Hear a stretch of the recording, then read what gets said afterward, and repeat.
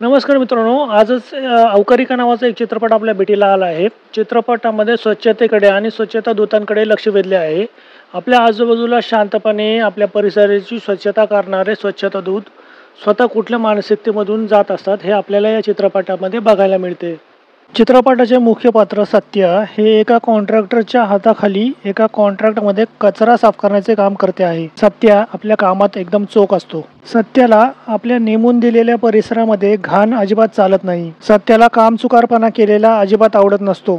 सत्य स्वतःचे नेमून दिलेले काम चोखपणे करत असतो. परंतु या सर्व कामगारांचा जो कॉन्ट्रॅक्टर असतो तो त्यांच्या कामाला काहीच किंमत देत नसतो. एकदा एका माणसाने सत्याच्या अंगावर कचरा टाकलेला असतो आणि सत्य आणि तो माणूस यांच्यामध्ये खूप वाद होतो. तेव्हा कॉन्ट्रॅक्टर सत्यालाच ओरडतो. सत्याच्या समोरच त्याचे काही सहकारी स्वच्छतेच्या कामामुळे आपल्या हेल्थला खराब करून घेत असतात आणि सत्य ते पाहत असतो. सत्याचे आपल्या कुटुंबाकडे देखील दुर्लक्ष होत असते.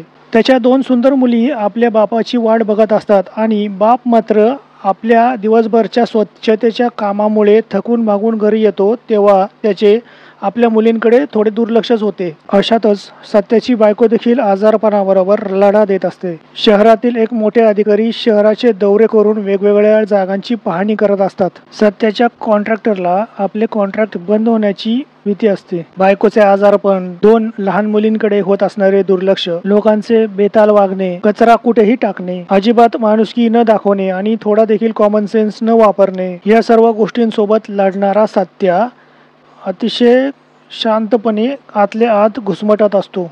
तो ज्या पद्धतीने स्वच्छतेकडे जागरूकपणे पाहतो आहे आणि आपले काम प्रामाणिकपणे करतो आहे ते कुणाला लक्षात येईल का? छोट्या छोट्या कारणांवरून सत्याला ओरडणाऱ्या कॉन्ट्रॅक्टरला सत्य आणि त्याच्यासारख्याच इतर स्वच्छता दूतांचे महत्त्व पटेल का? शहराचे नवीन अधिकारी सत्याच्या कॉन्ट्रॅक्टरचे कॉन्ट्रॅक्ट बंद करतात का? सत्याच्या बायकोचे आजारपण सत्याला किती त्रास देईल? सत्य आपल्या सर्व पर्सनल आणि सायकोलॉजिकल प्रॉब्लेम्स मधून बाहेर येऊ शकतो का? या सर्व प्रश्नांची उत्तरे मिळवण्यासाठी तुम्हाला हा चित्रपट मोठ्या पडद्यावर बघणे गरजेचे आहे. चित्रपटाचा पेस मला खूपच चांगला वाटला. चित्रपट पाहताना असा कुठलाच मोमेंट येत नाही ज्यात आपल्याला बोर होईल. काही ठिकाणी तर गाणे लवकर संपवून पेस मेंटेन करण्याचा प्रयत्न केलेला दिसतो आणि तो आपल्याला आवडतो देखील. चित्रपटाचे म्युझिक खूपच चांगले आहे आणि मोठमोठी नावे चित्रपटाबरोबर जोडली गेलेली आहेत. कैलाश खेर यांनी गायलेले गाणे आपल्या लक्षात राहते. इतर गाणी देखील श्रवणीय आहेत. विराट मडके यांनी आपले काम अतिशय व्यवस्थितपणे केले आहे. इतर कलाकारांनी देखील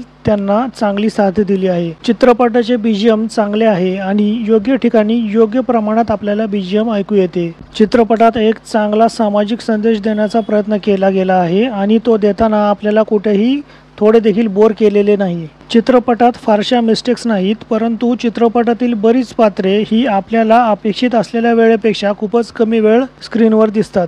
बऱ्याच पात्रांचे रोल्स खूपच कमी आहेत किंवा मग चित्रपटाचा पेस मेंटेन करण्याच्या नादात त्या पात्रांचा स्क्रीन प्रेझेन्स कमी झाला असेल.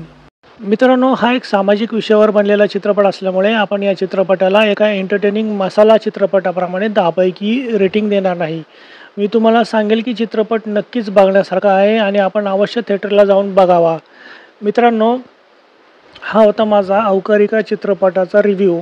मित्रांनो, हा व्हिडिओ तुम्हाला आवडला असेल तर व्हिडिओला एक लाईक अवश्य द्या आणि व्हिडिओ आपल्या मित्रमैत्रिणींना शेअर करा आणि याच प्रकारचे रिव्ह्यूज आणि व्हिडिओज पाहत राहण्यासाठी आमच्या चॅनलला सबस्क्राईब करून ठेवा.